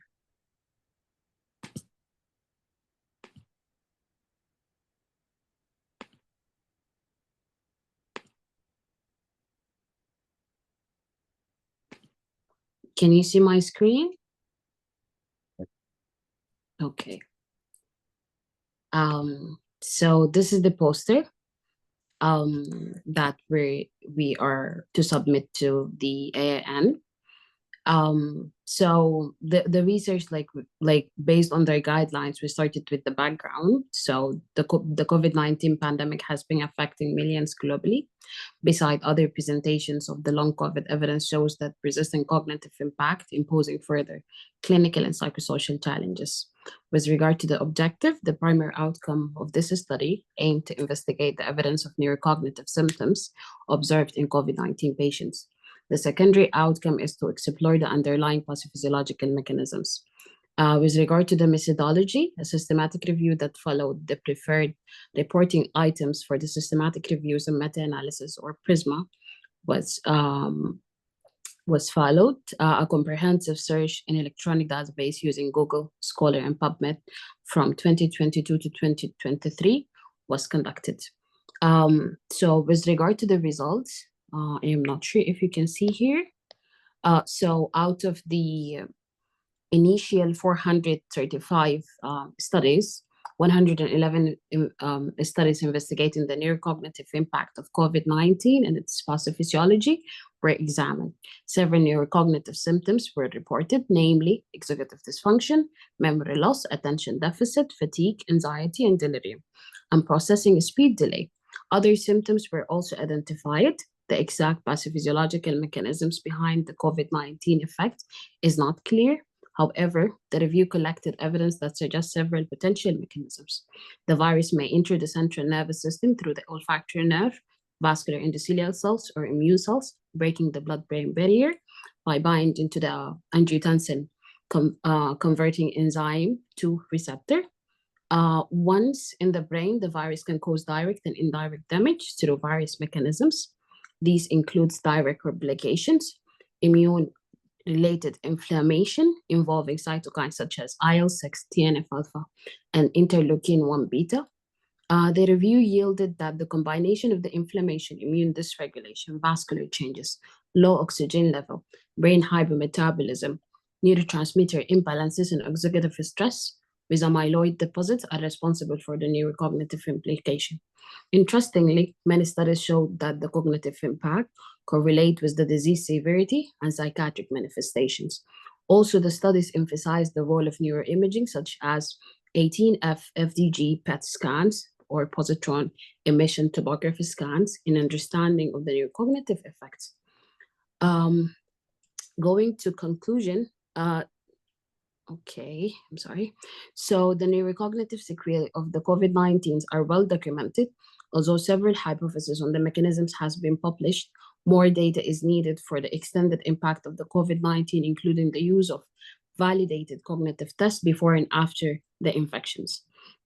Acknowledgement, the author thanks the faculty at the Division of Geriatric Medicine, Department of Family Medicine, Michigan State University for this continuous support. The author declared no conflict of interest, and this is our references.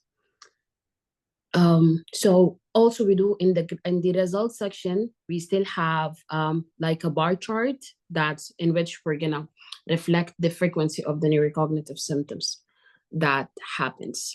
So like this is the first draft, and we also would like your input. Excellent. Thank you for your sharing. This great, first of all, congratulations. And then I think you'll be great with the draft. So template-wise, it's great. Content-wise, it's excellent. So the idea was just thinking when you're presenting, you just mentioned the last the graph.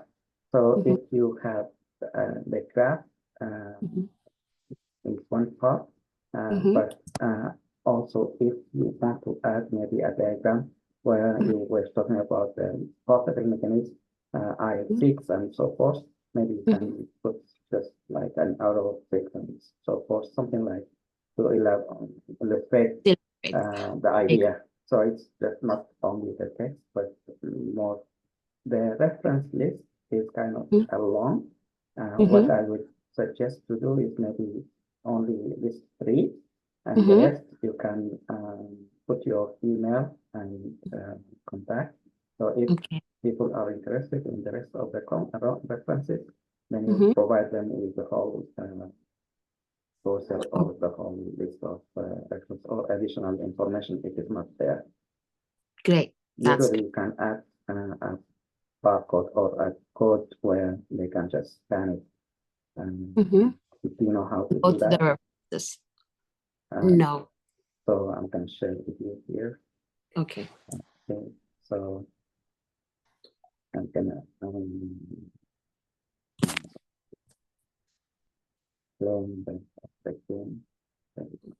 I have to make you the host, right? Right. Okay. Okay. So okay. I think now you're the host. So if you go, for example, can do it in Google Sheets, for example, Sheets, and then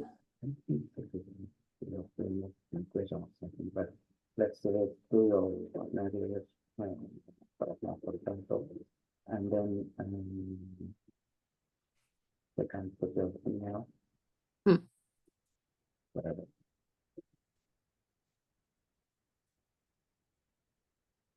So this will here you can add the equation to QR, I think. Okay. Something like that. Let's see if I can do it from the web. Okay. That's one way. The other way is to Google it and create it the same way here. So if I can do it. Okay. So I think it's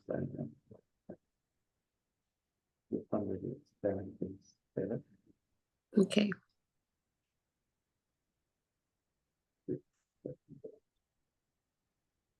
So, Okay.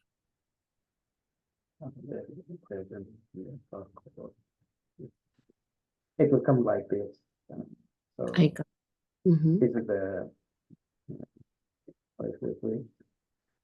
yeah. Okay. This equation for you, and then you can image this. So this is the I got you. I got you. somehow. This is one way. The other way is use online dataset. Some of the free ones. So you go there and you can just add your information somewhere, and then they create that for you. So this is how you do it. That from more than one way of doing it. Thank you. All right. Thank you. Thank you, Dr. Nader. So I also have a question. Yes. Yeah, so we included like almost 111 studies in the, in the research. So when listing the references, do we have to include all of them? Like, for example, if I gave them an email, do I have to include all of them? Because I have already put only 17s on the abstract in order, just like. No, you don't need to. Unless specifically they ask you, can you share with us the results and details, how did you come on the elaborate on the studies that included? Yes, but otherwise, your references, you don't include all of them. So 3 or maybe 4 references in there. So Okay. Thanks. All right. Thank you, Dr. Nader. So Dr. Amal, followed by Dr. Maud. Hello, Dr. Nader. Hi, everyone. Thank you so much for the great presentations and many congrats for Dr. Mafaz and Dr. Rufaida. I just wanted to share that we are currently working on the nephrology application. We call it renal wellness.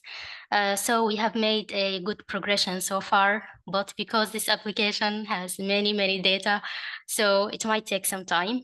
But we are doing our best to come up with something that will actually help others. Sounds good. Thank you so much. Do you mind if you share some of the screenshots of the concept so that Yes, I of course. can share with Dr. Ahmed, he's an nephrologist. So maybe of course, yeah. Okay, that would be great. Thank you so much. So I'm not sure if I can share not right now. If you want to do it right now, that's fine. If you want to just do a screenshot and send it by email, that would be good. But if you I want to can share do now, both. go ahead. Yeah, I can do both, no problem. Okay.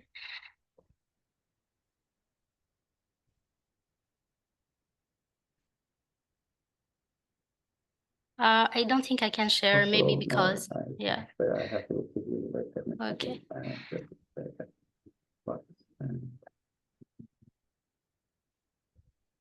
So now you're at the host, so you're supposed to have access to yeah. Yes, thank you so much. Okay, can you see my screen now? Yeah. Okay, so this is like we started working on the most difficult page of the application, and then this is our approach, to start with the most difficult and then going to the easiest part of it. So I have been discussing this idea with Dr. Isra Salah. She's the leader for the application, and she also she did her work, like she did 2 years of nephrology back home. So she also has a good background about this. So our idea was to help patients regulate their potassium and phosphorus contents in the diet. And later on, we are planning to adding more substances or nutrients that should be controlled in patients with renal failure, including, sorry for that, including sodium and water. Now, let me just give you a brief example. This is not the final design of the page, but this is just like trials. We were trying to make sure that we can do something like that because, this is mathematics and, sorry. So yeah, it's not that easy, but we are like 90% there. So let me share with you. For example, the patient is going to choose one of the food components they like ate today, or they are planning to eat today. So here I included only 3, but there are many food components. It's over 300. Let me tell you where did I get this from. So we got this from the US Department of Agriculture. They have very fantastic handouts about each food component and what is the percentage of potassium. Like they included like almost every possible food component that patients can eat. So as you can see, it's an extensive list of all food components, but we are like willing to add all this to the application. So now we added 3 just for purpose of demonstration. For example, I'm eating like whey sweet dried. Now it shows like it contains 316 milligrams of potassium and like 3,000, sorry, and 1,351 milligrams per deciliter of phosphorus. So, and then this is per 1 cup of the whey. So then the patient is going to enter on the plus sign, and then it shows like the total potassium in milligrams per deciliters and the total phosphorus. Let's say I'm planning to eat something else, like the first one. Let's say beans, pink, mature seeds, and raw.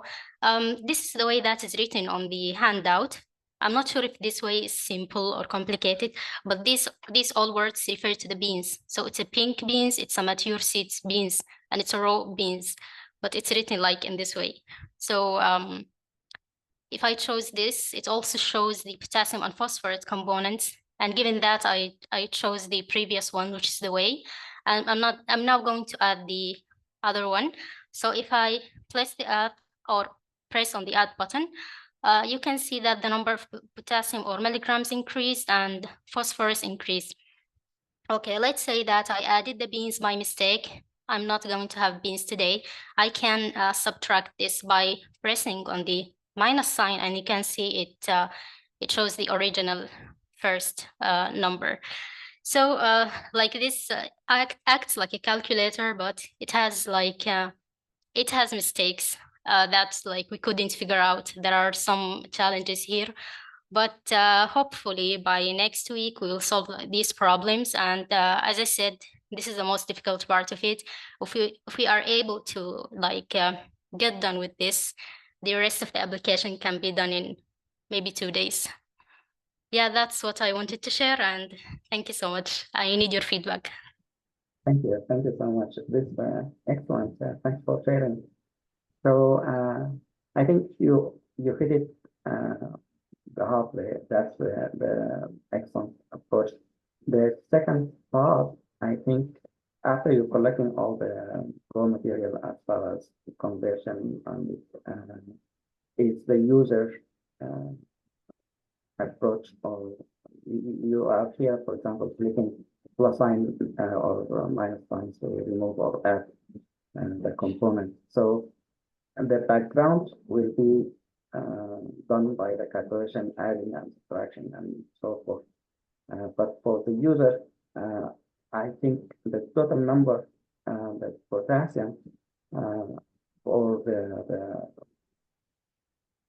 total phosphorus, for example, it's a way of showing the numbers, but it might be another way of doing the clockwise or the pie shape or donut shape, so that they know exactly if they are approaching the total request or maximum for that day. Might be user friendly approach than knowing the numbers. I'm not sure. That's I'm throwing it. Yeah, I got your point. Yeah, and yeah, you remind me. Yeah, go ahead. Yeah, thank you so much. So you remind me of like I forgot to mention that one thing that we are going to add is like I know that each CKD patient or is different from other patients, like each patient has a target potassium level or 30 milligrams per day that they should not exceed for potassium, phosphorus, sodium, and so forth. So on the application, we are going to include a feature where patients can log in their target or the maximum milligrams per day. And if they exceeded that, it's going to show like an error or an alarm message, like telling them that this is dangerous and you should like decrease the amount or something like that. Yeah, so this is after we solve the problems So with the calculator. Yeah. Yeah. The And then, calculation of it. yeah. Excellent. So far, so good. Excellent. Thanks for Thank you sharing. so much. Yeah. You're welcome. So should I make like screenshots for this page or? No, I'll just ask Abdelrahman to look at the recording from today, Okay. and then they can see.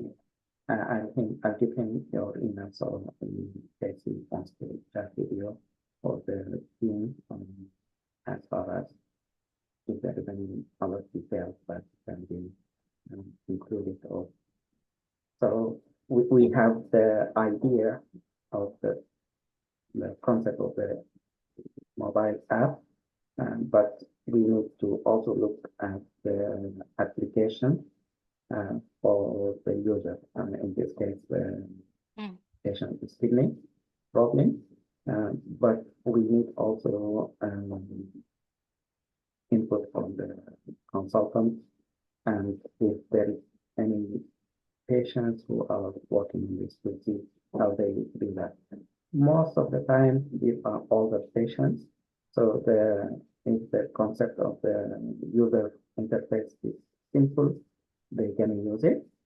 If it's kind of cumbersome or complicated for them, it might not be. For example, if you want to use the same peanut, penis, material, whatever this line, maybe if you get a picture of the beans and that's the pink or whatever color, they can click on that. If they want to convert, they can click on that. Orange juice, a cup with orange juice, they can click on that. It's like a menu when you go to McDonald's.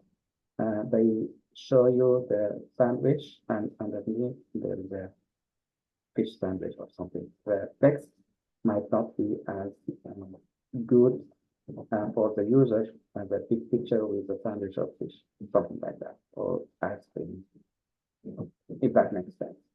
So this is the next level of developing the app, is how the user can use it easily without going into trouble.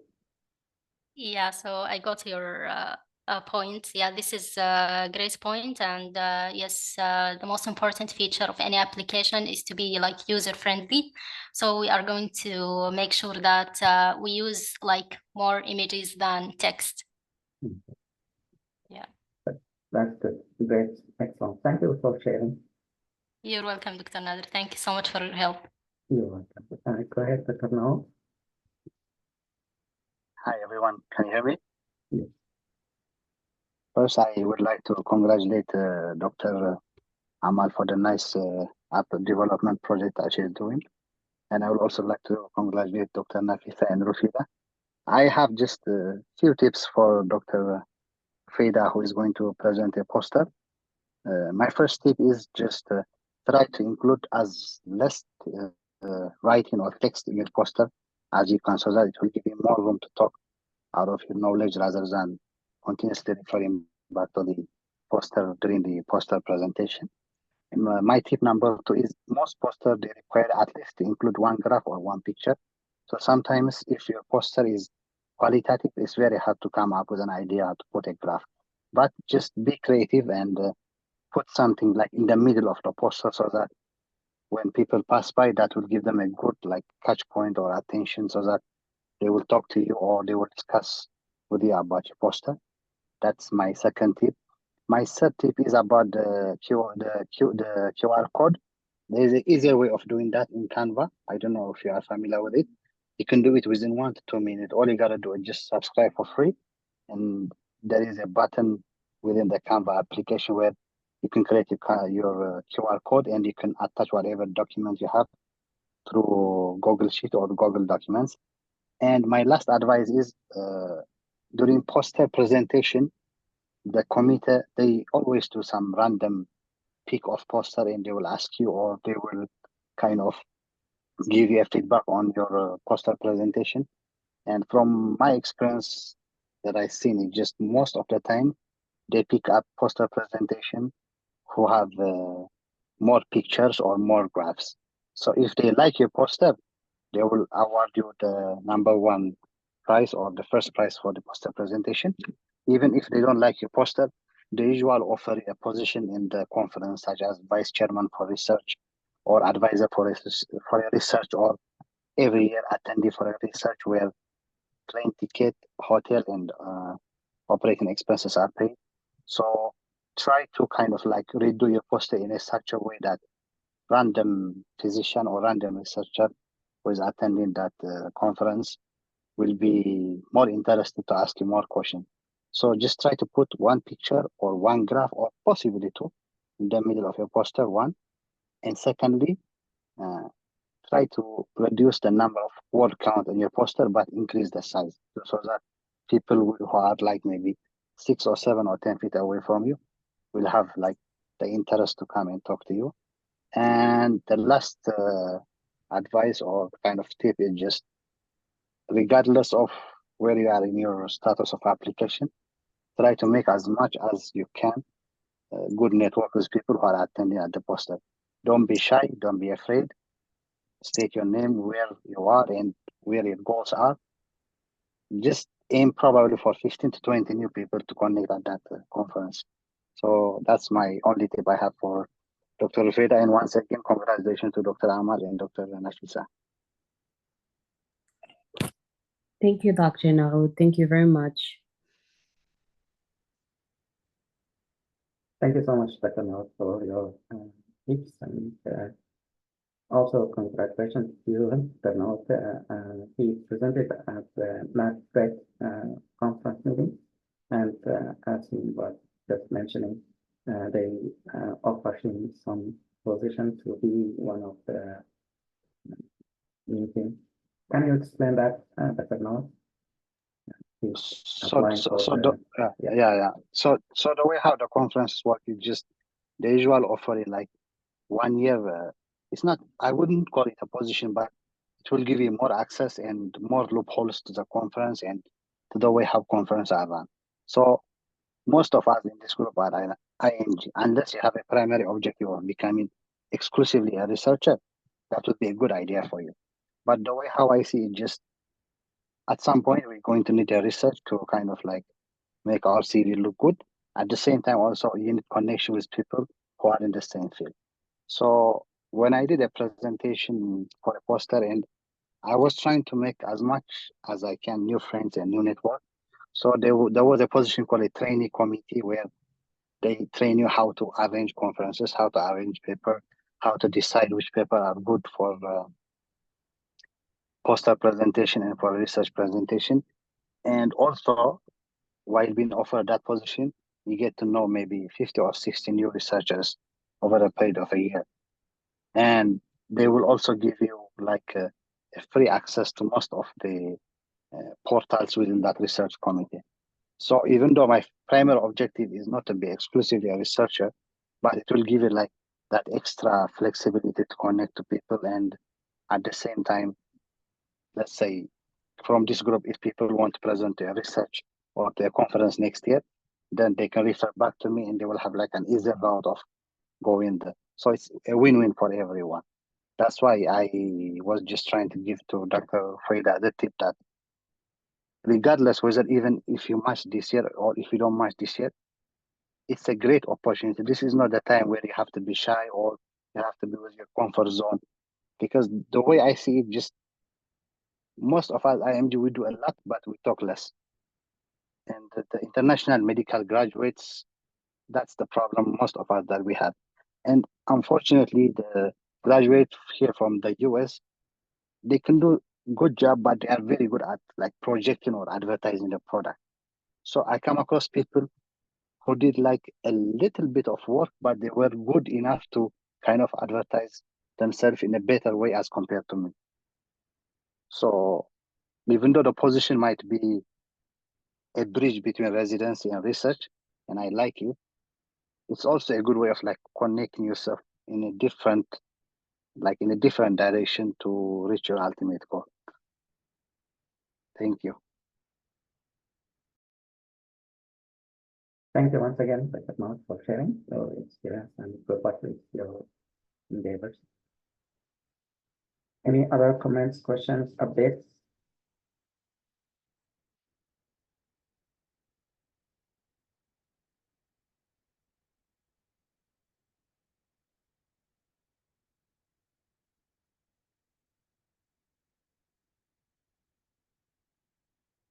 So if none, then I'd like to thank the team from today's presentation.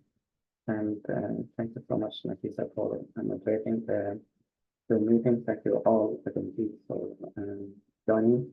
And sorry for the glitches when you joined. We are using a new account with Zoom. So we have to figure out a way we can join easily. In the future, we will try to fix that. But thank you for joining. And for those who will come later, thank you for watching. Go ahead, Stefan, please. Sorry. I'd like to just thank you to Dr. Nadir and thank you for the presenter today, Dr. Heiam and Dr. Noura. Thank you so much for participating today. And I'd like also to congratulate Dr. Mafaz and Dr. Rufaida and excellent work, Dr. Aman, as well as Dr. Isra. And best of luck, Dr. Naoud. You're actually a great example. And thank you for your lead and for your advice and actually encourage other people to do the same thing in alternative while waiting for the match. And for everyone who's applying this year, best of luck. And in case if you didn't match, it's still just continue working, show yourself, and improve your CV. And definitely your time will come. Best of luck, everyone, and whoever's celebrating Ramadan, Ramadan Kareem. Thank you for all the participants today, and thank you for listening. Thank you, Dr. Nadir. Thank you so much. And I'll just echo again, for those who are applying for the match, wish you all the best. And if anything happens, otherwise, maybe you can participate in the SOC and just work hard and wishing you all the best. And Ramadan Mubarak to all of you. Happy Ramadan, inshallah.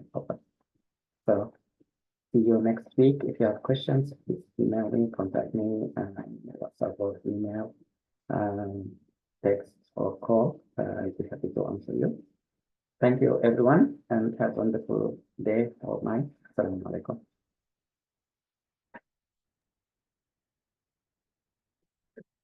Thank you, Dr. Nader, and Ramadan Mubarak, and Assalamu alaikum. Thank you. Thank you, Dr. Nader. Thank you very much. Thank you, Dr. Nadir. Ramadan Mubarak. Thank you, Dr. Nadir. Ramadan Mubarak. Assalamu alaikum, everyone.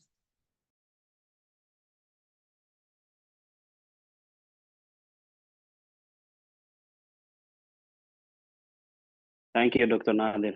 Ramadan Mubarak. Thank you so much.